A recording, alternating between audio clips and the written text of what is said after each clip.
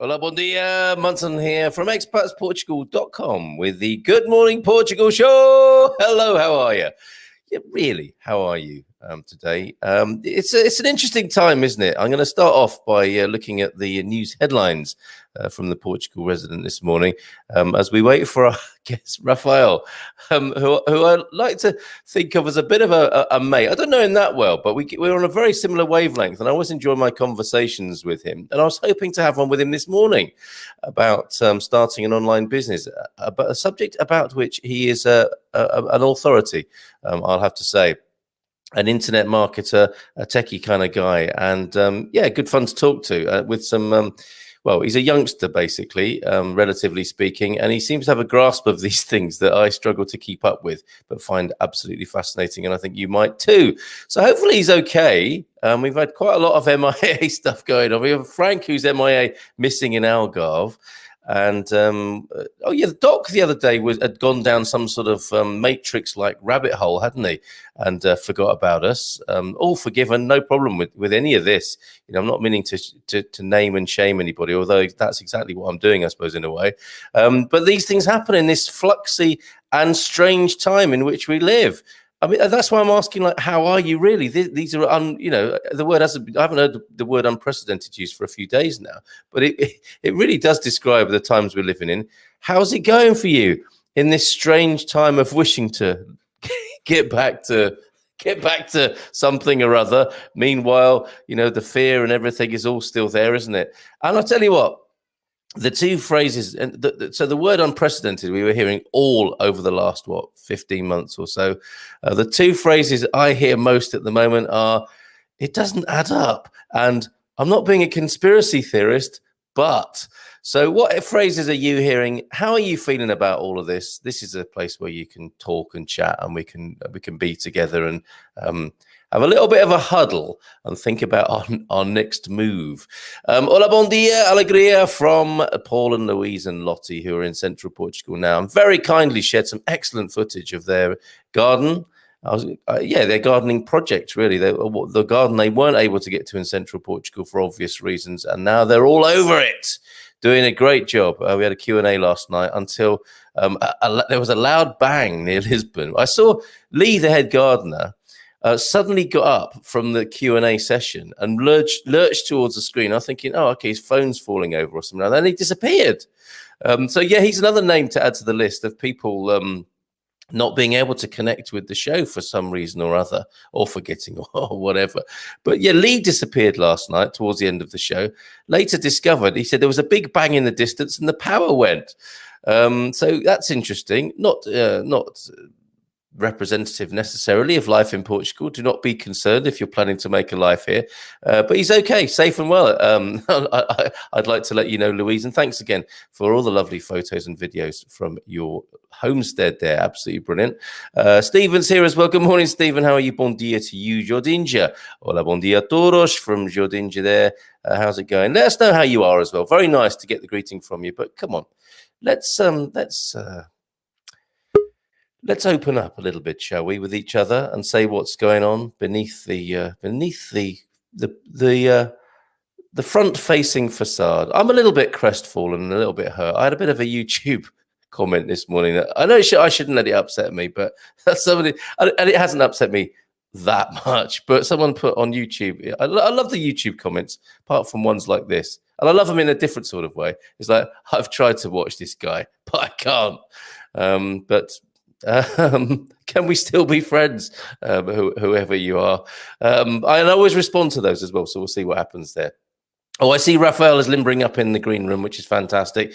Let's just say a few more good mornings while he has a sip of coffee. And hopefully I've got a cup of tea coming through in a moment. Elra Linda, good morning, everyone. From Baltimore. Hello, Elra, how are you? Good morning to you. Jim White in Baltimore. Bon dia, Carl, says Jim.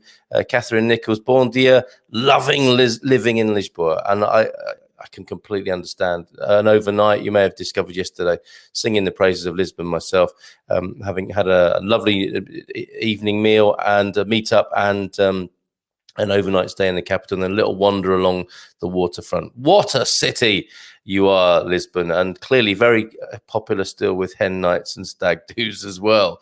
Not sure if I like that end of the business, but I guess it's all has its place at the moment, bringing a few euros back into the much needed money into the economy here in Portugal. Yes, but I'm so glad to hear that, Catherine. We've plotted your and shared your journey with you, haven't we, to some extent? What do you love most about Lisbon? Let us know, and maybe what are you struggling with? You know, how else can people support and help you? Other thing, is there anything you're missing from home yet, or are you just completely in that honeymoon period? Hola, bon dia todos from Jersey. Good morning, Jersey. And yes, responding to my comments, doing good. It's a carousel. It's a carousel. It's a cabaret, old chum, as well. And that's Lucas Kozanecki saying good morning there. And just shouting out, doing good, as the carousel goes round and round. Mark Rigby, bom dia from Povoa de Varginha, where the sun is peeking through the sea mist. We get a lot of that now where I'm living. Loving life here on the Silver Coast. Similar sort of vibe, of course, along the coastline. The Atlantic brings that to you, doesn't it? And in the evening, I had a lovely misty sunset last night as well. It was absolutely beautiful. Little walk up among the orchards here. Good morning to you, Mark. Hope you're well. But Barbara, bon dia from Poland as well. I'm excited about this program today. There you go, Rafael. Maria Costa is excited about this program today. What we're talking about is starting an online business. And so, you know, on Tuesday, we look at money, business, all that kind of malarkey, Consumer Tuesday. And if you're thinking about starting a business, tell us more if you wish, without giving away your IP and your good idea. If you want some help, it's Q&A, you know, in terms of starting an online business, all about being positioned on the internet and making a living that way, which is obviously very attractive to people who are making a new start in life, coming to Portugal. They might be transferring their existing business to more of an online model. They might be starting something new. Rafael is here to help us with all of that after we've gone through a few more of your lovely comments and greetings this morning. Morning, Carl. Morning, everyone. Hope you're all well. And if in the UK still, making the most of the weather. Yes, it's good weather in the UK, isn't it? My MP wants to open the country completely. Needless to say, I don't agree. What would you like, though, Ian? That's interesting. It's easy for me to say. I'm kind of with your MP, but I don't live there, so I don't really have a say. What sort of process are you hoping for? And I take it you are happy to hear the news that the opening up Freedom Day. They should never have called it that and hyped it up so much, should they? Midsummer's Day. 21st is going to be pushed back. Well, that date isn't going to be pushed back, but the opening up is being pushed back another 4 weeks in the UK. Which is better than in some other parts of the world, I hear. You know, like Canada has been locked down until December, isn't it? Bon dia from a very warm Texas this morning from Maureen Connolly Martinez. Louise is here as well. Hey, hello, Louise, Solar 50 Plus. Bon dia. The garden show sounds great. I must watch the replay. Yeah, I think you will like it, Louise. From what I know about you, I think you will enjoy looking at Louise's and Paul and Louise's homestead. Paul Richards, greeting from San Rafael, cloudy but warm, same part of the world as Rafael, who's joining us in just a moment. Still looking for property. I thought I saw Frank, but the guy had a mouthful of food, so I was not sure. Yeah, you can't really run up to someone at a restaurant, can you? Just as they've had a mouthful of food. Hey, how you doing? I did see a tag on a traffic light that said Frank on it. He tells me he wasn't guilty. That wasn't him, and he had a good alibi, to be fair. Bon dia, Cobra. Question, please. Does Portugal have waterways that have houseboats, barges? I think that is barges rather than badges, etc. Please. I've not noticed that, Chris. I've not noticed people living on boats. The only people I know who live on boats are down in the Algarve. So yeah, anyone know anything about that? I've got 2 Rafaels in the green room now. Fantastic. I mean, it's always a stellar program. Oh, thank you, Maria. It's going to be especially marvelous today. Owen, yes. Hola, have a beautiful day, bro. Owen, great to see you here, mate. Fantastic. Dominique Core, morning all from a foggy Foge. And good morning, Mr. M from Circus School. Paul, thank you, Paul. We love you, Carl. Oh, you can't please all the people all the time. There would not be thousands of YouTube channels if you could. That's true. Thank you so much, love. Oh, Capricorn 12. Let's have a look. Hola, bon dia, Mr. M. We made it to Rash Bozera in the Algarve. It's so good to check into our villa, Casa Chic. It's been 9 months since we could stay in the lovely Western Algarvian home. Love this place, says Capricorn 12. How fantastic for you. Well done. My biggest problem, I'm running out of PG tips. Disaster! Good here, thanks. Jordinja just had a second jab on Saturday, so a bit crappy, but loving the warm weather. That's an interesting way of describing your health, isn't it? Don't let the comment get you down. We enjoy watching and listening to this guy. Yeah, thank you very much. Gary Austin, it's not called the Silver Coast for no reason. Morning, Cole. Yes, absolutely, Gary. That mistiness, and thank you for your encouragement, Jordinja, as well there. Marie Mito, Maria, I think that is from Louise there. Good morning, all from Jacqueline CDM. We're going to get to you in a minute, Rafael. Bon dia from Joel up in Matosinhos. Thumbs up from him.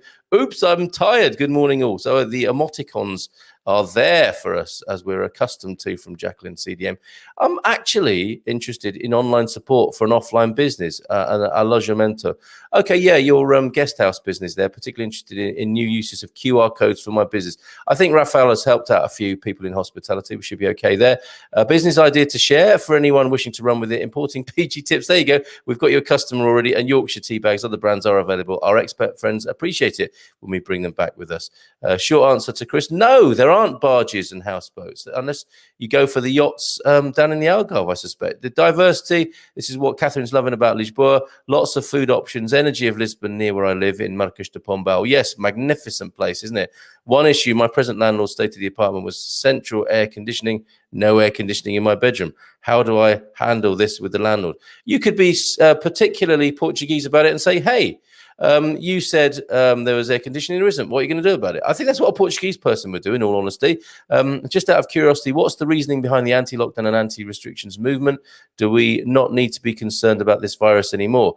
Oh, therein lies a great debate that we should perhaps return to. Sure. But for how long, Jordinja, will be my short answer to that. Do we just keep...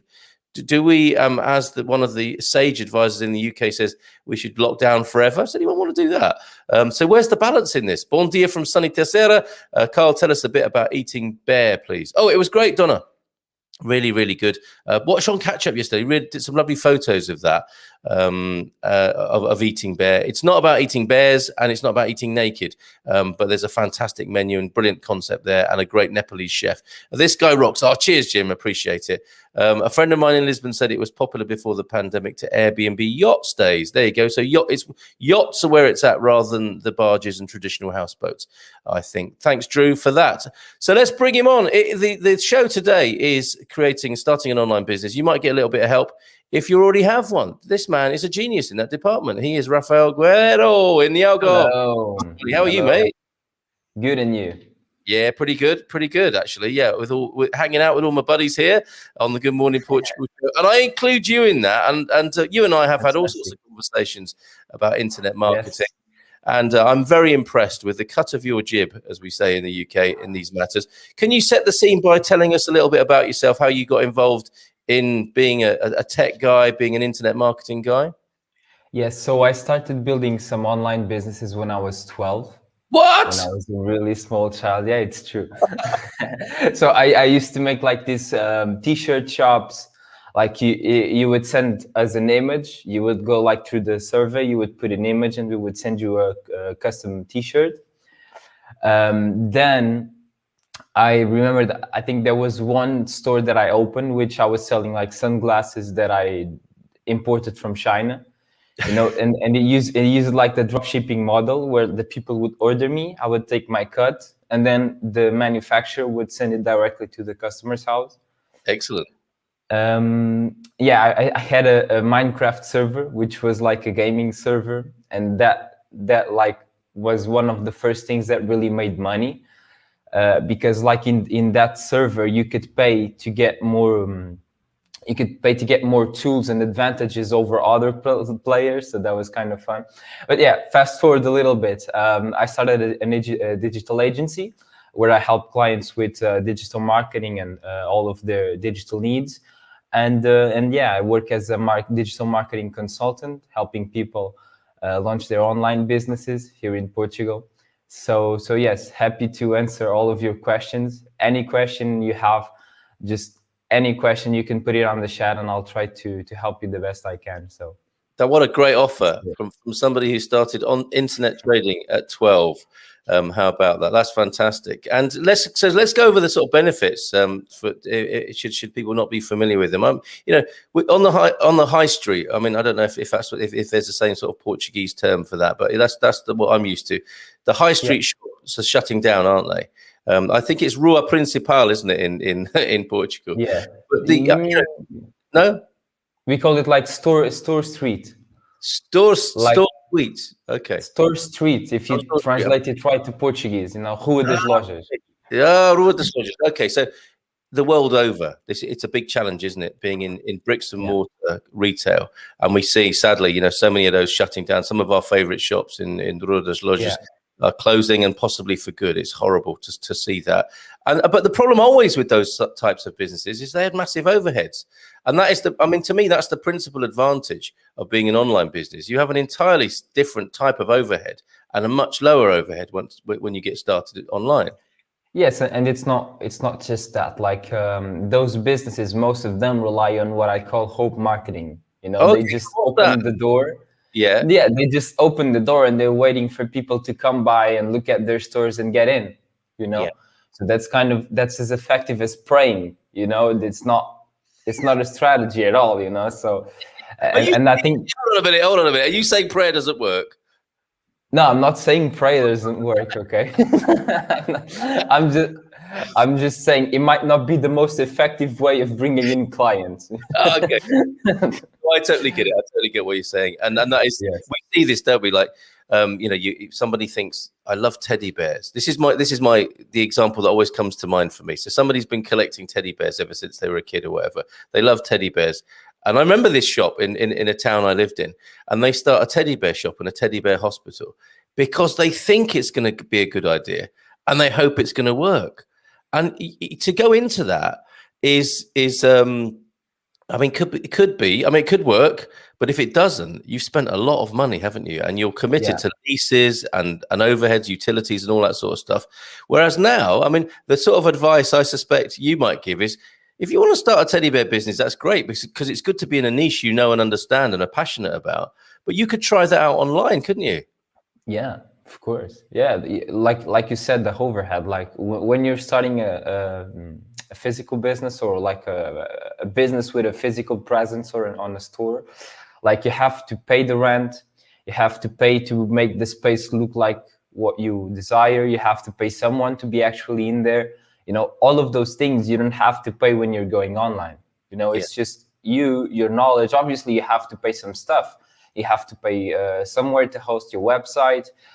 You have to pay if you're going to run paid traffic. You have to pay that. It's an investment, but it's nothing compared with like opening a physical store. And the thing about having a digital business, depending on what you're doing, because there's two types of things that you can do. You can have services in which you charge a fee for doing something, and that's the least scalable thing that you can do because you're basically trading in time for money. You can have products, where it's value-based pricing. So you're and if you're selling products, they can be much more scalable. For example, if you're selling an online course, you record the course once, and you can sell it 1,000 or you can sell it 1,000,000, that you won't have any extra overhead, and if you have extra overhead, it will probably be someone to do support, like answer people that want refunds and all of that stuff, it's like too many of those, but I get your point. Hopefully not too many people wanting a refund. But that's the worst case, Absolutely. And if it's a digital thing, there's no harm done, right? Perhaps, and if that's a great problem to have. If you've got so much business that you're hiring a customer care person, something must be going right, I suspect. That's a good problem to have. Yes, indeed. Good problem to have. That's part of our age, isn't it, that phrase? Okay, a few more comments, because we do have a case study today, Rafael, already. These Brits and the tea bags, right? We could come up with a little case study prototype for a tea bag importation company. It's drop shipping tea bags to people's houses. But I can see you're thinking about that already. Let me just catch up with a few comments. Joao Gloria is here as well. Sure. Good morning, Joao. Bon dia to you. Mark Rigby, what about Aveiro? Could there be houseboats there? You'd think so. I've not seen any houseboats in Aveiro.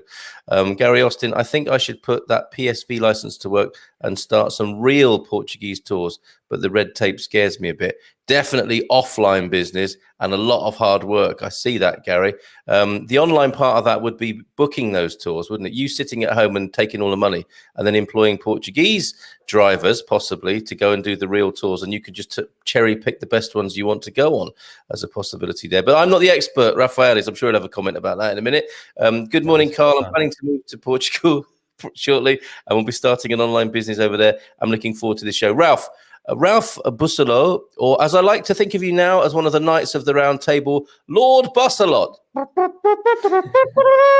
I hope we're friendly enough for me to have done that and I've not offended you. Catherine Nichols, please provide your contact information, Rafael. So where do people find you to find out more? Is it which address do you, of your many tech aliases, should we go with? Yes, I'll put. Can I put my email on this private chat? Is there any way you can? Yeah, I'll transfer it from there. Perfect. Okay, so you can approach this man directly by email. That's quite an offer, isn't it? Anna Abel Pinheiro. Good morning from sunny Scotland. Well, that's nice to hear. Good morning to you, Abel Pinheiro. Not for Carl. Oh, what? Okay, I've already done it, Maria. What setting do I need to adjust to see all of the comments here? I'm not sure. And that's a tech question that Rafael probably doesn't specialize in. But come on, let's see if we can help Maria with it to see the comments. What are you watching on Facebook? They should all be scrolling in front of you there, Maria. Although you might not see the ones on YouTube. That's possibly what's going on. Hope marketing. Love that phrase. I'll have to remember that one. Yeah, be careful, folks, if you're drifting into what Rafael has referred to as hope marketing there. It is a thing for sure. And I think we've probably all been there in some way, haven't we? Gary goes on to say, if they have a Mr. Portugal contest, this guy should enter. Not that I'm jealous or anything, Lol. So there's a nice bit of feedback for you. He's talking about you, not me, I think. Right. You've been here just a few minutes and people are saying you're speaking such good sense. He's got the whole package, the good looks and the brain. Rafael, what do you think of that? I was not expecting that from this call, definitely, but thank you. Isn't that nice? Isn't that fantastic? Very good, thank you. When you're trying to reach Portuguese clients and you don't know the language, how do you communicate? Okay, we'll come back to all of these. Someone had to say it, says Gary. It's true. It's what we were all thinking. Gary's the man who says the things we're all thinking. What are your thoughts on doing drop shipping from Portugal? Sounds like a new dance. It is a thing. Actually, let's work backwards then from this one from Dom. Say more about drop shipping, if you will, for people who aren't familiar with that. Yes. And what are your thoughts here about Portugal, doing it in Portugal? Yeah, drop shipping is a business model where you go and you talk with the Chinese manufacturer and you tell them, listen, I'm going to make purchases and you just send the packages directly to my customer's house. You know, so it's kind of like having an online store, but you don't have to hold stock and all of that. Right. Drop shipping has been kind of banalized by a bunch of gurus and quick money, rich type of schemes online, you know. Oh, okay. Where they're trying to sell you courses. Oh, you get to be a millionaire 6 months by doing drop shipping, you know. That's obviously very different from the truth, you know. Like the key with drop shipping is finding the right suppliers. You know, so if, for example, for the tea bag business that you just told me, so if you were to find a good supplier in Europe for those tea bags, and they could ship directly to your customer, because one thing is a normal supplier. Another type of supplier is one that ships it to your customer, which is a different logistic operation. You know, so have that in mind when you're finding suppliers.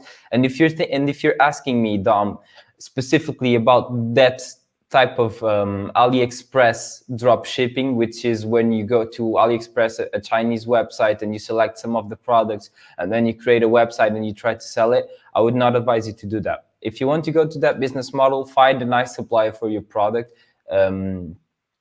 hopefully close to your customers. So if you're doing business in Europe, find one in Europe. Build a relationship with them, and then that's something you can do. And then from then, your biggest work is creating a good brand around it. So, very interesting, the branding. So we'll come on to that. But so the reason you would not recommend going to AliExpress and dealing closer to home is what? Because you can have a better and more manageable and accountable relationship with somebody in Europe? Yes, that's one of the points. But for example, what people would do a lot in the past was they would go to AliExpress, and AliExpress was something that most people didn't know, you know. Yeah. Today, like, many people know what AliExpress is, but back then it just wasn't known, you know. So people would go there and they would find like specific products that people would be like, wow, and then they would build pages and sell them, you know. Yes. But that worked, you know, and that doesn't work, and they would sell it like 5 or 10 times the original price. But that's very difficult right now because most people know AliExpress, and there's a lot of people that already done that, and people are smarter, you know. So okay, so you've got to create a better perceived value and niche now than you did previously. Yes. So if you want that to be successful, you need a very strong brand. Okay. All right. Good. And so we will come back to, and we'll keep developing very good marketing. Yes. Okay. Well, so we'll develop that case study after we've had a look at a few more of the questions here. So there you go, Dom. Do expand on that. I hope that's answered your question there. And I'm putting Rafael's email address. If you do want to talk to him, he's at the rather intriguingly named /web.co. Guerreiro at /web.co there on the screen. So other questions then. Yeah, this is a good one from Catherine. Would you recommend people kind of trying to start a business in a different language, or should you just stick to the language you know? Yeah. Well, that kind of firstly depends of your target audience. You know, if you're targeting older Portuguese, like I would say 50 to 60, it's kind of divided between the people that know English and the ones that don't. If you're going for younger audiences, I'd say most know English, you know, if you're trying to communicate by English. Yeah. But if you're talking online, and if you're talking about having a website, then I'd recommend you having the website in both languages, you know. And then once you receive a request, you can just go to Google Translator and translate it, you know. That would be my advice if you're doing it online. If you're talking about something physical where you actually have to talk to people, I think you'll be okay with English. You'll obviously lose some customers because not all Portuguese speak English, but a lot do. So yes, of course. Yeah. And I suppose you want to be minimizing. I mean, the real appeal, I think, of an online business is in the convenience, isn't it? And not having, talking about problems, having problems that are good problems to deal with rather than just a grind and a load of hassle. I think I've heard it referred to as a Frankenstein business. You know, you don't want additional problems. You don't want to be dreading going to work effectively, do you? You want to make it as smooth as possible. So I guess that's one way of doing it, Catherine. Tell us more maybe about what you've got in mind there, and what it is. If you, without giving too much away, it sounds intriguing that you have a business idea where you might be aiming it at Portuguese clients. Fascinating. Louise says, so for the tea bag example, supplier and customer is the easier part. It's the red tape and customs in between that makes it difficult. What would you say about that? Are you talking about Portuguese bureaucracy there, Louise? I mean, I guess you've just got to face it at some point, and others have done it. So I guess it's a matter of modeling that. Have you found that, Rafael? Have you advised people who've got caught up in the red tape and all the bureaucracy? So when you say red tape, you're talking about bureaucracy, right? Yes, indeed. Yeah. Yes. I'm sorry about the dog. No, it's fine. Whenever a dog is on the show, we need to know their name and possibly if they can appear on the screen as well. Who is that? Oh, no, he's freaking out because someone just rang at the door. Oh, and what's his name? But he's called Pituchinho. Pituchinho. Okay. Good morning to you, Pituchinho. Yes. You're doing a good job. Good boy. Yes. Thank you for protecting the house. Thank you. Yes. Yes. So, yeah, bureaucracies in Portugal, that's a good marriage because it's one of the worst ones. You're right. Okay. Yes, it's difficult. Doing business in Portugal is not easy. It's very hard. Customs, dealing with the customers is very hard. So my best advice to you on that is find a good how do you say, a good contabilidad partner, like Your finance. Yeah, finance Accountancy partner, exactly. Yeah, find a good one that can save you money, but you're always going to have to deal with the bureaucracies, because they exist and they're part of Portugal. So, and price it into your business model. That's something that I'm aware of now.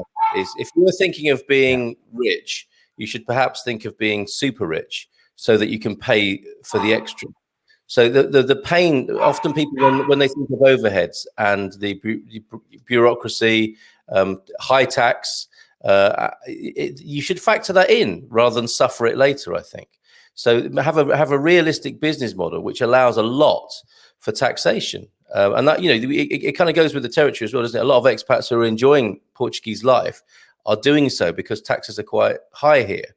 And the things people like family life, civic life, and I know it's not perfect. A lot of people are still living in poverty, but you do get to enjoy a lot of civic benefit, I think, that comes from taxation. So price it in. Don't suffer later. Price it in at the beginning is what I would suggest, which I've learned to my cost and I've had to put down to experience. So yeah, aim high so that you can just take it in your stride, I think would be one approach to that. Exactly. If you're making a whole bunch of money, taxes are not going to stop you, even though they're very hard. But well said. Dom is saying AliExpress drop shipping, but that's what Dom's thinking about, but ideally from suppliers within Europe. Another question, since you talked about the tea bag example, what are the barriers of a food type business in Portugal? Do you know anyone? Have you worked with anyone who does food, Rafael? No, I have no experience in the food type of business. I've helped like restaurants with their online positioning, but not really with the business side of things. Yes, I was just giving the example of getting tea bags from the UK, and because someone, I think in the chat, they mentioned that. So we will develop that idea, I think, but I do want to talk to you more about the marketing and the niche side, which you suggested, which is really important here, isn't it? Also, Alibaba, lots of time it will not provide products unless you order large volumes. I guess that that's their business model and how they make it work. Would you hire someone to do translation or work with that knows both languages? I guess you might consider that at some point. Would you recommend that, Rafael?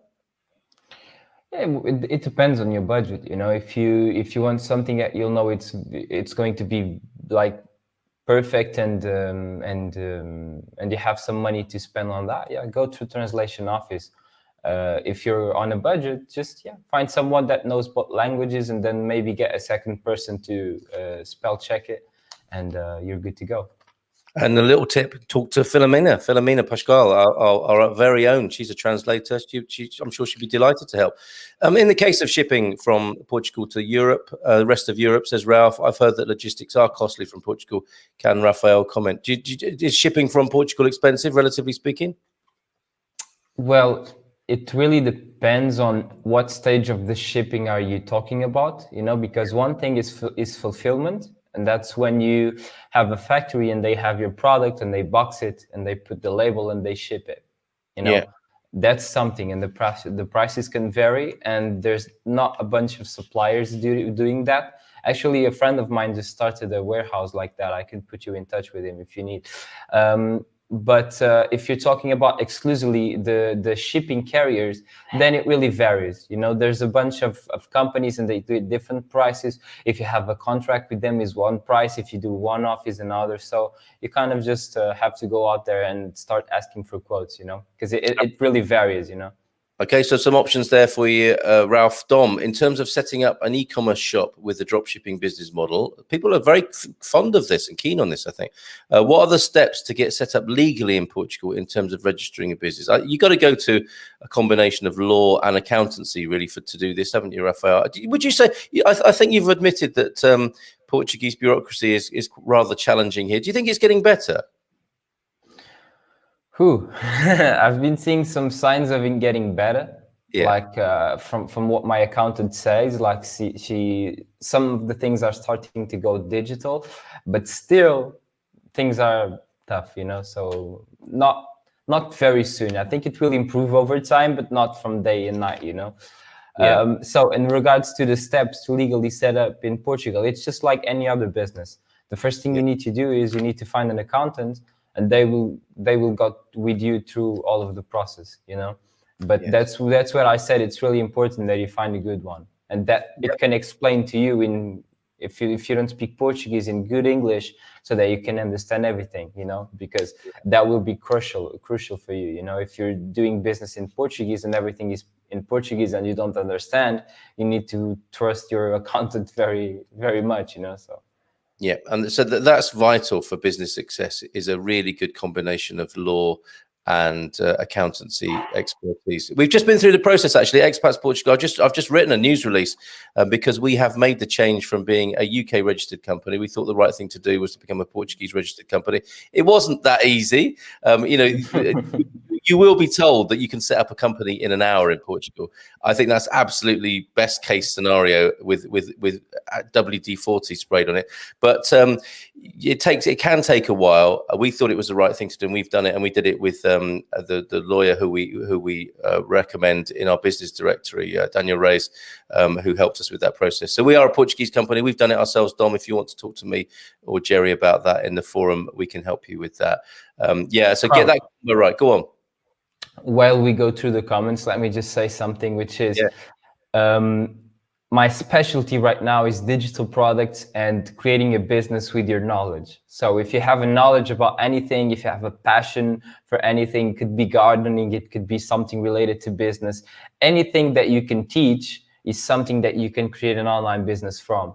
So if you're there sitting and you're thinking about how you should use my knowledge, how you should use this call, think about that. Think about a knowledge, a passion that you have that you would like to build an online business from, you know, and then put your questions on the chat, because I think I'll be very helpful for that. But do you see what he did there? That's why he is so good. This guy, he wants to give you his best, and he wants to get the best out of you in this meeting this morning. I'm just here to serve you. So that is a good shout. Thank you for that. So Maria Costa, good point, Carl, about expats living our good life because of high taxes. I have a very good accountant that I work with. He gave me realistic data on taxes, etc., so that I can have a realistic budget plan. There you go. With translation, there's also a difference between translator and copywriter. You don't want to use a term like cowhand on your menu. I guess that's right. Unless there will be a niche market for that. Right, Philomena, does Rafael have a website? So are there websites that I guess if you email him, he'll send you examples of his work, right? Yes. I have a company website which is outdated, because now we mostly work with recommendations from people, because our business model changed a bit in the last year. But shoot me an email. I'll be able to even if I can't directly help you, I'll be able to give you the next steps and help you see the right path. So feel free to shoot me an email. We are now moving towards passion and a niche. Okay. Mark is recommending. Well, until we get there, Mark is recommending DeepL. How about VAT registration? Go to the forum for that. Let's use Rafael for what he's brilliant at here, which is what he just said about using your passion and your knowledge and turning that into a digital product. And then you won't have all these problems with drop shipping. Okay. I want you to consider this morning, and he can help with this. It does only take an hour to set up a business, but that's 61-minute chunks spread over 6 months. Yes, Stephen, that's about right. And Maria's just followed /web on Instagram. Thank you. Here we go. This is the thing. So let's talk to Owen for a moment about how he can turn. And I've eaten his food. He's very skilled, very brilliant, and passionate about food. How would somebody with a knowledge of food make a digital product? I mean, in the old days, he'd have opened a restaurant, and he could waste loads of money. And if luck wasn't on his side, he could be like a lot of hospitality people. The thing didn't work out, big in debt, but he could be doing something different online with a much lower overhead. Yes. What should Owen do? What should Owen do? So first step is identifying who will be your customer. So when you think of food, like for example, my aunt, she cooks vegan meals. Ooh. And so she has a very specific avatar, which is like people from 30 to 50 and 60 that they are doing they're managing their business, they have a job, they're busy people, and they just want a quick meal and they want it to be healthy, you know, and that's what she helps. So the first thing is kind of like looking at the type of food that you cook, and like who is the most probable person to enjoy this or to be my perfect avatar, you know. For example, if you're doing a huge barbecue steak like beef, you're not going to give that to a child, you know. So it's a child is not going to eat a nice ribeye steak, you know. So just kind of figure who is the right customer for your food. And then what you have to do is you have to go online and start building content. So you start shooting videos about your recipes, you start shooting cooking tips, you start shooting videos about what ingredients do they need to season your food, where they can get those ingredients. So kind of just start thinking about problems that they might have and just start putting out free content. You know, don't be like, oh, but if I put everything that's free online, people will not buy my course. That's not right, because when people buy an online course, they're buying structure, they're buying a process, they're buying the transformation. And what is the transformation? So if you're buying an online if you're buying a course from me, for example, on how to set up your online business, you might say, oh yes, I'm buying his course so that I can do my marketing better. But that's not what I'm selling. What I'm selling to you is once you have done that, once you have done your online marketing better, what is the result of that? And the result is that you will have more time to spend with your family, and you'll have a business that earns you more income. What will happen from that? So you'll perhaps be able to enjoy a lifestyle where you can travel anywhere and work from anywhere and still make money. You will enjoy a lifestyle where you can be sleeping and you'll still be making money. So that's what I sell, because that's the transformation that my product provides. So it's the most important job for you to think about, what is the transformation that I provide? You know, if your business, if your niche, like if your segment is I'm teaching people how to make quick food that they can do in just a couple of minutes because they have busy lives, you know, and they want some tasty food and healthy food. Then what you do is you help those people with that specific problem, and you sell the transformation of actually having that food and having the benefits of enjoying quick food when they're busy, you know. So what their life will look like, they can do more time on their business, they can focus on other stuff instead of thinking what they're going to cook, you know. And just to that's really important.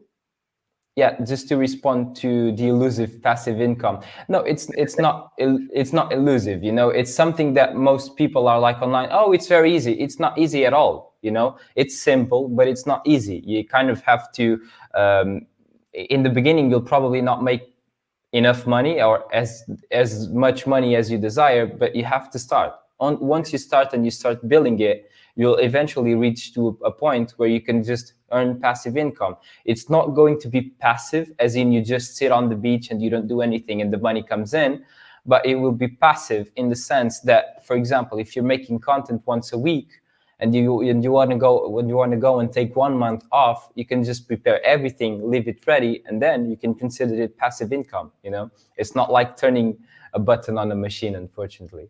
Do you know what?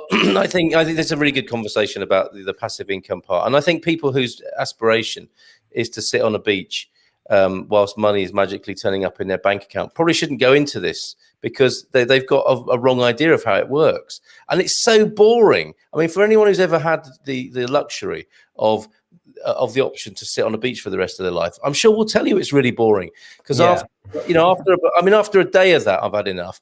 But I know any other people in that condition will be certainly bored of it after a month. And you'd be thinking, okay, I need to start a business now. I want to do something else. You know, if you're a person interested in life, sitting on a beach, for sure, just receiving checks will not be enough for you. It's good to blast that stereotype of that particular person. And it's a wrong image that's shared on the internet with this internet marketing thing as well, isn't it? Yes, and it's Go on, Ray. And it's like when you're having an online business, we enjoy bigger freedom. You know, for example, in my personal case, unless I have meetings or very specific deadlines, I can just take the day off and go do whatever I want. You know, most people don't have that freedom, you know, so it's good.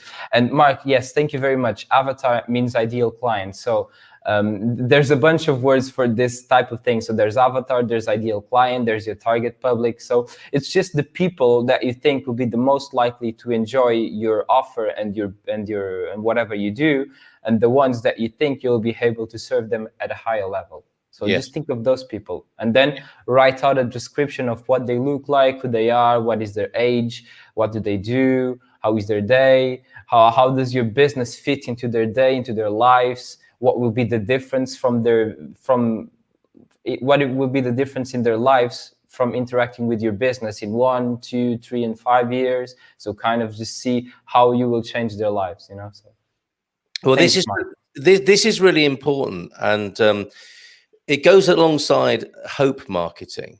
Let's come up with another phrase. As well as hope marketing, which is almost certain death for a business, there's everyone marketing.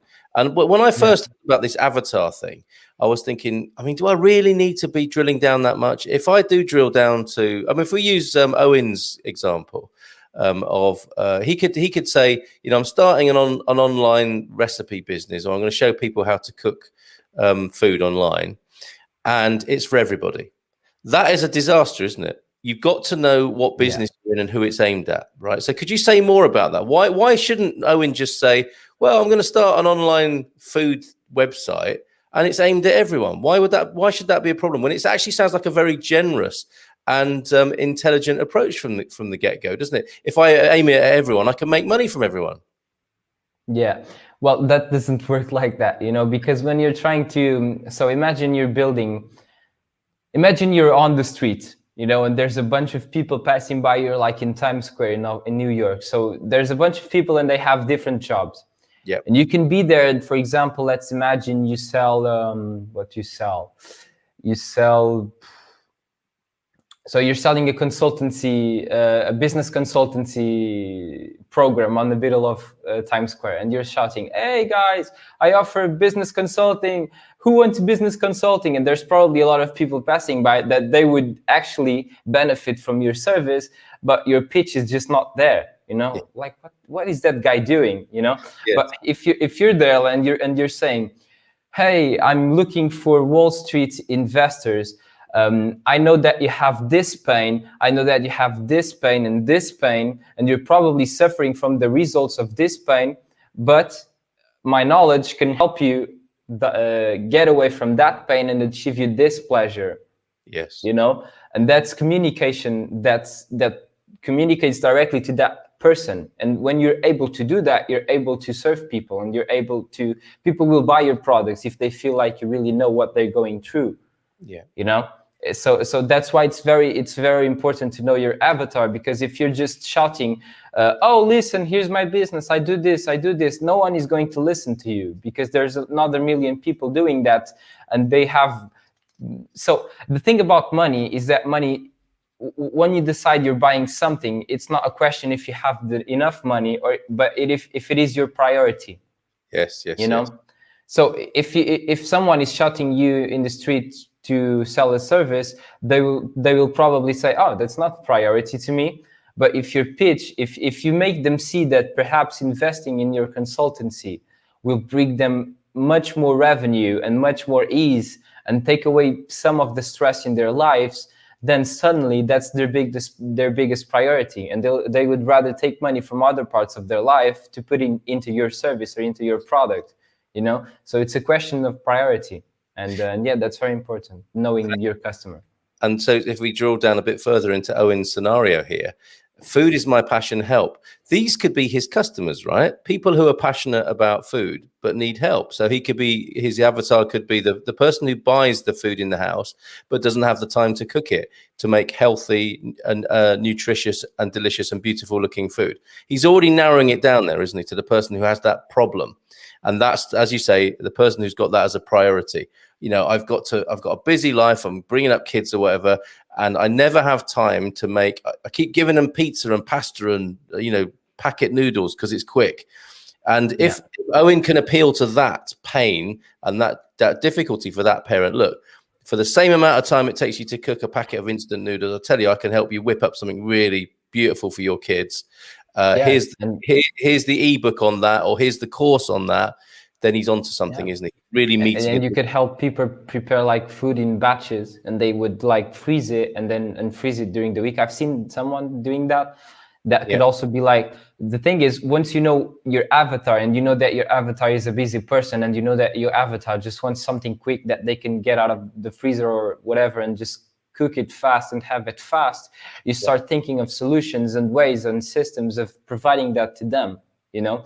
And if that were to be your avatar, one of those solutions would be that, like, for example, freezing food, because then people can just take it out and warm it, you know, and that would be something quick and fast. So you would be achieving the result for your customer. Owen, just send us your email address so we can send you an invoice. That's from my new business venture with Rafael here. Dom asks, what are the most important skills to learn for online business entrepreneurs? Great question. Wow. Okay. So there are two very important skills. One is marketing strategy. So you have to know digital marketing. You can just be like, oh yes, I'll just send that to someone else, you know? No, you can have someone else guide you and tell you, okay, this is the best way now, but I would not recommend you just find some digital marketing guy and just telling, oh yeah, now you take care of the digital marketing, because it will not work, you know? Actually, it was one of my first mistakes when I was just starting out my agency. I hired people for a position, and suddenly I thought that position had been filled, so I didn't need to worry about that, and I can focus on everything else. I was wrong. I was really wrong, okay? So don't do that, okay? But regarding the skills, so I would say digital marketing, understanding about the strategy and how you set up things, and then the technical aspect of it. You know, and the technical aspect is not as important, because the technical aspect is something that you can easily outsource, okay? But you can learn it. It's not, there's some tools that make it really easy, you know? Plenty of tools that make it really easy. There's multiple ways of doing stuff. You can go the more advanced, the more difficult, or you can go the easier and simplest, you know? Usually the easier, the most expensive, but if you have the money, just go for it, you know? One example would be Kajabi, which is a very nice tool for that. Very nice tool for that. Yeah. So what does Kajabi do? Kajabi basically has all in the same place. You can have the store, you can have the email marketing software, you have the automations, so unlike building a website and then you have to kind of synchronize all the tools and set up marketing tracking and a lot of technical stuff, those platforms just give it in a nice little box, you know. So okay. You don't need to worry about all of this technical stuff in the beginning. You need to worry about some, but not all of them. Yeah. All right. So that sounds like a good out of the box solution for that. Okay. Are you all right for a little bit longer to talk with us? Me? Yeah, you got. Oh, yeah, sure. We're nearly up to our first hour, and I know you're a busy guy. No, sure. Because I want to talk to you about learning platforms and course platforms, because that question came up, and also to return to Maria's question about whether you can help people with in the hospitality business. Yeah, the alojamento local. Very interested in a course program on best strategies for paid ads on Facebook and Instagram. They're out there. What should Maria be looking for the best value there, Rafael? Yeah, I think that paid ads. So paid ads will only be effective if you have a very good strategy, you know. And if you're looking for strategies, then what you need to learn is not paid ads. You need to learn online, like digital marketing. That's what you need to learn, you know. And then there's multiple places you can go and get that, and some places are better than the others. But I will not be talking specific names here, but just be careful on when you buy that course or that program. But paid ads is just a channel. It's like a vehicle. You know, it's something that you go for to send people to your overall marketing strategy. You know, it's just a part of the strategy. It's not the strategy. You know, so if you're just running paid ads and you don't have your communication that's just already set it up, and you know what's the strategy behind it, you know your customer very well, you know what is your niche, like what is your specific So what a niche, just to explain to some people who might not know what a niche is where you dive deeper into the topic you're discussing. So for example, I'm teaching digital marketing. If I were to niche down, if I were to choose a deeper niche, I could say that I teach digital marketing for accountancy companies. Yeah. You know, that's a niche. You know, or I could say I give digital marketing services to accountancy companies that need more clients. So that's even niching down further, you know, that just picking that specific niche. So yeah, basically make sure you have your strategy well thought, you have a very sound strategy, and then you can go and you can execute on paid ads, and you can decide to do that yourself or you can hire someone else. So hopefully that answers your question. But if you have any... That's a great distinction, Rafael, because people do get tactics and strategies mixed up, don't they? Paid ads aren't a strategy, are they? Paid ads are a tactic. And those front-end marketing things are tactics rather than the overarching strategy of what you're trying to achieve. Yes, like paid ads is a strategy, but it's it depends on what you call strategy and tactics, but it's part of something bigger. You know, it's not like you can just you can use it as a standalone, but it's not going to be effective. You know, it's not going to be as effective as you've really thought the whole process. You know. So when you're doing paid ads, there's multiple goals you can choose. You know, you can choose to capture lead information, so contact information on the ad, and that's where Facebook just gets the information from the person that's interested in whatever you're advertising. And that's something you can get away without having a very well thought marketing strategy, because people are not leaving Facebook, you know. But if you're sending paid traffic to a website, and then the website is not aligned, doesn't have a good marketing strategy, you may be able to get people to click on your ad, but then they'll get to your website and they'll just leave, you know, and nothing happened. So that's it, you know. So you can have the best paid ads strategy and everyone is clicking your ads, which is the ultimate goal of an ad, is for people to click it, and you can be successful at that. But if people go to your website and they don't like what they see, it's just wasted money, you know. There you go, Maria. I'm sure that's helpful to Maria there. So we had a question from Stephen Wells, because I think you've made the case for perhaps moving away from drop shipping ideas from physical products into digital products, finding your niche, finding your avatar, doing the elegant and simple thing, not easy, but simple, and selling what's from your heart and mind. Into a niche, into this avatar that you've recommended, and then we need to talk about the platforms upon which to do that. Thinkific, LearnWorks. These are some of the platforms now where people can, you know, Owen, for example, might be saying, it's all very well, you know, me making these videos, but where do I put them? What's the easiest way to share this with people? Would you say go with these out of the box course platforms, or is it best to go with something a bit more bespoke? So if you're looking for flexibility and you're tech savvy and you can do integrations and you can mess with some online stuff, or you are very willing to learn, I'd say go with WordPress for your website, then find a WordPress plugin for your course delivery, and just and then find an email marketing software and integrate everything. Yeah. And that's not very expensive, but that's difficult. But if you want something that's easy and that's easy to set up and get going fast, and you have a little bit more money to spend, then I would go with something like Kajabi. You have System.io, you know, there's a bunch of them out there, you know, but the one that I've seen work best so far with the people that I work with and other people that I see using this in other communities where I'm a part of, Kajabi is one of the best. So I would definitely tell people to go to Kajabi if they want something very simple and functional. That's interesting. Okay, so I'm just putting the link to them. But there's there's a bunch of tools. Okay, so you can just search online and find the one that fits your needs. They're all very good. Some are more flexible, some are not. So you just do your research, you know, because Kajabi might be good for you or it might not be good for you. So just do that research. Okay. So there's the spelling of it anyway, if you want it in the comments now. But within that realm, so if people are doing their research, LearnWorlds, Thinkific, Kajabi, WordPress, are there any other names that people should consider in that mix? Yes, there's one which is system.io, which is Oh, very similar to ClickFunnels, which is another one that you can use, ClickFunnels. right.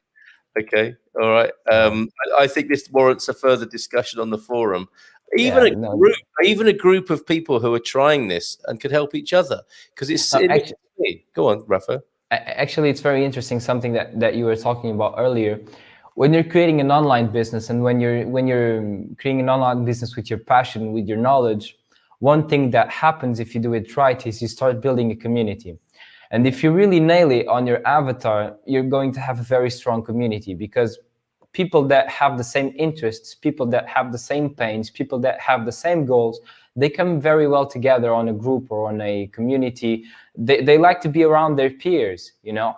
So when you're kind of being the center, when you're being the hub for those people, you're being their leader, what happens is you create a community, you know. And you can have multiple tiers of community. You can have a free community, you can have paid communities for other programs that you have in your business, you know, because you can have multiple types of products. You can have front-end products, which are usually products that are cheaper and that offer a quick win to the customer, so something very fast. For example, a good product for Owen would be an ebook or a PDF that would sell 20 quick and easy recipes for you to make when your business, plus videos on how to do each, if you wanted to go that way. And you could sell that for $20, for example.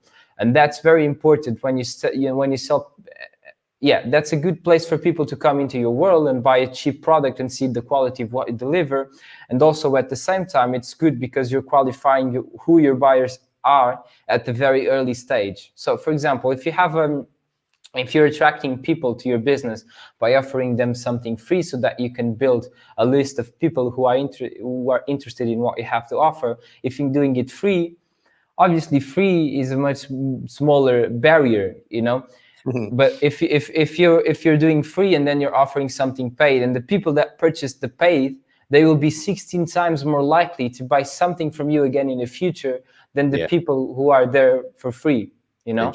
Interesting. So qualifying who your buyers are at a very early stage, knowing where are those buyers, what do they share in common, so that you can work on your avatar, because your avatar is work in progress always, you know. If you can qualify your buyers very, very early, that's very good, you know. Because also in the future, when you want to test a new offer and you want to test it to a select group of people, you can just go to those buyers that you know they are your buyers, and you probably have some kind of relationship with them or not, but they're more likely to be able to be the founding members of a new course or a new program or a new mentorship that you launch. So that's very powerful. Very, very interesting. Because I was thinking there of Jeff Bezos, and actually, even though he supplies millions, billions of people, the avatar is quite well honed, isn't it? I mean, they're all about going deep into satisfying the customer requirement, aren't they? They know their customers, and they've kind of made it a universal thing. They've gone from probably a small niche into growing that niche out into a worldwide phenomenon. It's quite incredible. Nowadays they're kind of generalists because they have everything, you know. Yeah. But I'd say they still have an avatar. It doesn't mean that other people don't go and shop there, but they surely they have multiple avatars. You can have more than one. But I would recommend, if you're just starting out, just pick one avatar. Just like people, when they're starting out, they pick like 3, 4, 5 avatars, and then when they're trying to build an ad, when they're trying to build a sales page, what happens is that they're confused because they can speak to all 5 at the same time, you know, because they have different pains and they have different ambitions. So just pick one, you know, and make your communication around that. Yeah. Whenever you're just, sorry, Carl, whenever you're shooting a video, whenever you're doing something, just think about what they're going through and communicate to their current stage and their current pains and all that. That's gold. That's gold from this conversation this morning. Develop your customer, your avatar, and talk to them whenever you're doing anything in any of your marketing. Really great advice. And with you, Owen, I think in I mean, I know this is very personal and specific, but it's about Portugal. And what Owen does so well is he grows food and then cooks it. And and so it's something from your Portuguese homestead garden that you then turn into a beautiful dish. I think people would love to do that, and most don't know how to. That, to me, mate, is your avatar niche. Those expats who come over, those settlers in Portugal who want to grow food and live a simpler life and then want to cook it. They have that as an ideal, but they don't know how to do it. And you do, my friend. Hardest things in starting any business, keeping enthusiasm when things do not seem to happen or you don't get the results you thought you would have. Yeah, I guess that's a key skill, right? You've been there, haven't you, Rafael? Ooh, I've been there multiple times, more than I can count, my friend. Yeah. I'd say the biggest thing there, like for being able to get through those things, is having a mission, like just not being about you and you creating your online business and you making your money, have a mission. And you, one thing that I say a lot is your first goal will be to serve people. Your first goal will be to help your customers achieve the transformation that they are counting on you to help them with. And then the money will follow, trust me, the money will come. If you do it right, the money will come, but don't be like, yes, I'm doing this to make money. Yes, you're doing this to make money, but in the first place, you're doing this because you enjoy helping people and you enjoy serving those people and you enjoy helping those people get out of that pain or achieve that result, So think of your mission when you're feeling down and take a day off and go do kayaking or do something else, and then return 1 or 2 days later and back in really, with that, there's that great phrase. I think it's biblical. Without a vision, the people perish. You've got to have a vision for your business, haven't you? Rather than just to make ends meet. And the best advice that I can give on that is burn the boats. One big mistake that I did when I was starting my business is, I'm putting all my bets on this. I'm investing in this. But if it goes wrong, I can always go back and make websites, which was what I did in the old days. I would build websites for people. That's what I would think. If it goes wrong, I can always go back and build websites. So just forget that. Just take that off the table. You're not going back and building websites. You're not going back and doing whatever. You're not going back and ask the bank for monies, whatever. You just have plan A and plan A and plan A, and it's going to be successful. Your business it's going to be successful because that's the only way it can go, Yes. It doesn't go anywhere else. It just goes to success, So, and you're going to pivot and you're going to change things and you're going to improve when things are not going well, but you're going to achieve success. And I believe in you, my friend. Great. And Barbara says you're a real good person there. I would agree with that. Barbara. Maria, a call came in the wrong time. You will have to rewind. We recommend it, Maria. There's been some great content this morning. Colin is saying, does Expats Portugal have a financial club? We're working on it. And obviously, it should be a membership site with a free level and then a trade up. If I've heard the advice correctly today, the Amazon niche advertise people who want to find and get stuff quickly. They do that very well. Let's face it. The business on there are all separate niches that help fulfill that. Fantastic. And Stephen goes on to say, people buying the product do not get excited if you make money or not. They get excited about how the product fixes their problem. And yes, the T word, transformation. This is the age of transformation that we're living in after all. OMG, I was just reaching out to people for recipes and ideas of what they're doing with their home produce. Owen, I need to talk to you. First customer. Wow. Partnership. Yes, Lord Busselot is here again. Does Expat Portugal have a forum for business people? We must do that. It is on our list of things to do for sure, Ralph. And I think this is an important springboard for such a thing for both you, Ralph, and you. I think an Expats Portugal business club, absolutely. It'd be nice. Support each other. Yeah. And hopefully Rafael will visit us from time to time. Very good idea about the financial side. So there's a few people in line with that, how to find ideas, inspiration, and support each other. We will do that. You have my commitment. Let me just say. Go on. Let me just say something here. So, for all of you that are seeing this happen in your business, it's very important to be showing live like Carl is doing. It's very important to be creating consistency. Like he's here every week, and some of you come back because he does every week. And it's like a little habit that you have watching Carl, And this is what you want to create in your online business. So Carl is hearing the comments and he's getting direct feedback from you. You're telling him Expats Portugal should have a business or financial club or whatever, So most people, they come to me and they're like, oh my God, I don't know what to create. I don't know what my customer wants. And here is Carl listening to his customers, telling him what he wants, so what they want. So if you're building a business, this is something that you have to be putting out content, whether it be live or video or text. You have to put it out consistently and regularly. So for example, one time per week or one time per month, just do it consistently, and people will start following you and they will start telling you what they expect and what they want from you. This is very important.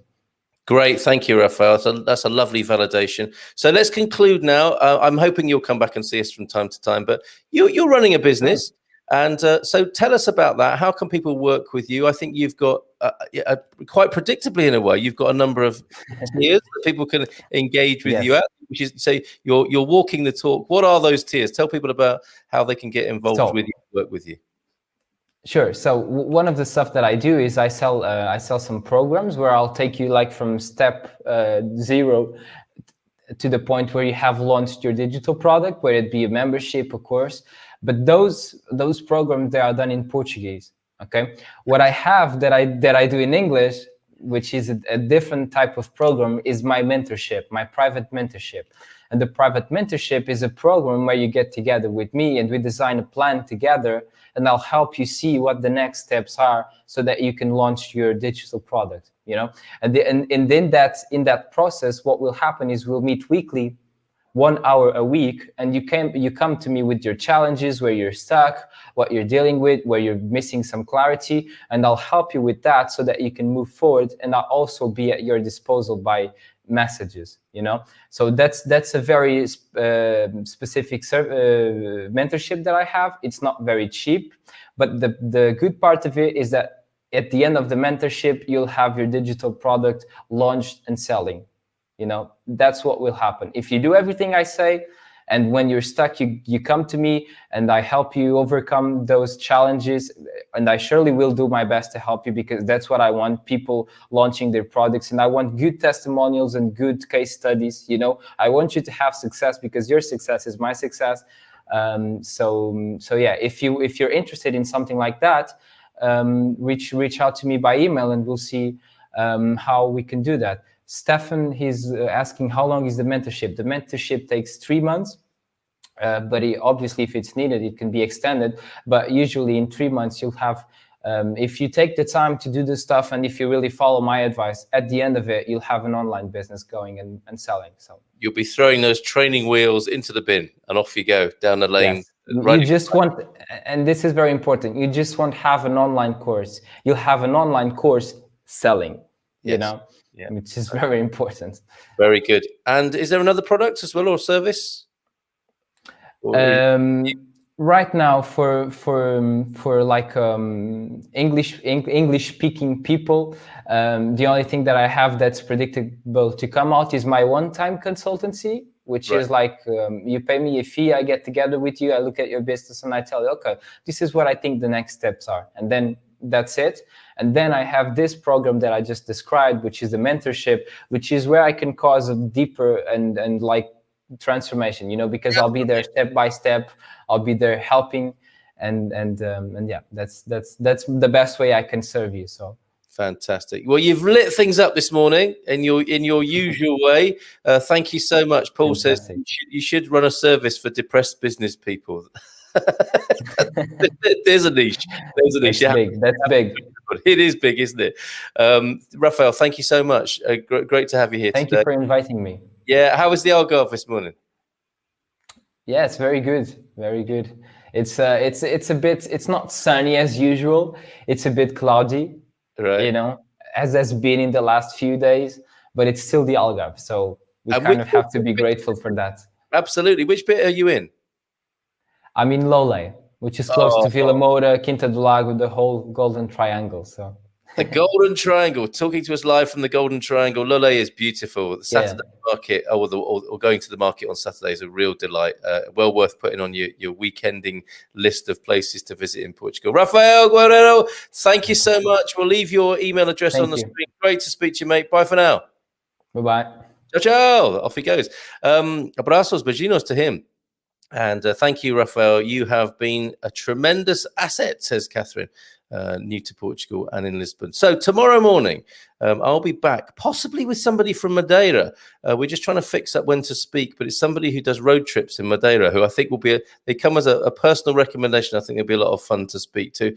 The rest of the week is looking a little bit of an unknown territory. So just tune in anyway from 9 o'clock every morning, as Rafael says there. It's my pleasure to be with you here every morning. And of course, talking of financial clubs, we welcome Paul Carrera back on. He's going to be talking again about investing tips.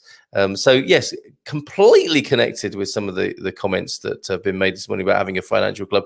Paul Carrera, who I think people find amusing and entertaining and informative, will be with us for the Thursday night webinar, and of course the wine club after that. He won't be here for that, but some of the rest of us will be. Okay, Madeira is so lovely.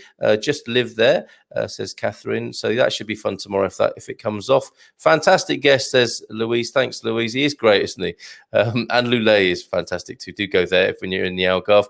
Thanks, Carl. Do Virginia. Yes, Dzień dobry, do widzenia to you, Barbara. Thank you, everybody, for being here this morning. It's been great fun and wonderful to speak to Rafael, and we'll see you very soon. It just remains for me to play the fabulous end sequence of the Good Morning Portugal show, produced for us by the wonderful Pete Wilton Davies over there, the unofficial ambassador of Castanheira de Pera. In case you're wondering, a lot of the images that you see here are from that part of central Portugal, Castanheira de Pera. Take care, have a great day, and bye for now.